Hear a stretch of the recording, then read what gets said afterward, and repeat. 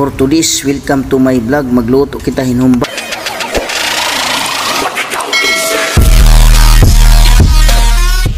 Mga kasanaol, so adi magtiros ako anayhin sibuyas. Damuon tala mga kasanaol pagtiros. Shout out pala nga dahan maghilig hin manghumba pareha sa akon. Anhad to mga kasanaol, inuubos ko nito sa makaong mga kasanaol.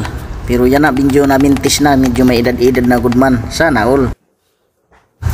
Hi guys, nakakaiyak mga kasanaol, in sibuyas ang titiros o lasuna naman na akon gititiros liwat. Dadamuon ko liwat pagtiros para ganado iton iya pagmarinit. So ito na mga kasanaol, mamarinit ko na humbaon. So kahuman niya pagmarinit, sunad ko kahuman papakupsan mga kasanaol, kahuman pagpakup. Ito na mga kasanaol, nalubad na. Sana all. Medyo ini okay na ini mga kasanaol, baga na kuskupos naman, ibanan na mantika. So pwede na ini haunon mga kasanaol.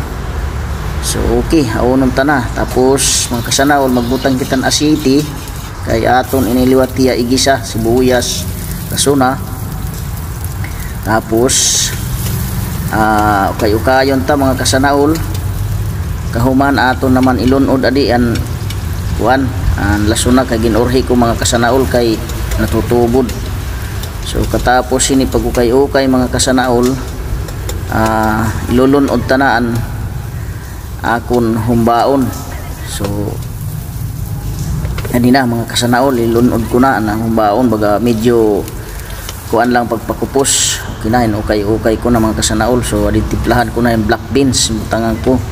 Ang iba nga mga panimpla mga kasanaol, so waray na akon ipakita kay medyo inin waray nagbibidyo kay ako lang mga kasanaol ito nagbibidyo sarili. So mula to mga kasanaol, damo nga salamat hait iyo pagkita hining akon video nga baga medyo pagluto kunuhay hinhumba. Medyo baga diri kuan good kay buwas pa ini gagamiton. So okay mga paki-subscribe ta akong channel.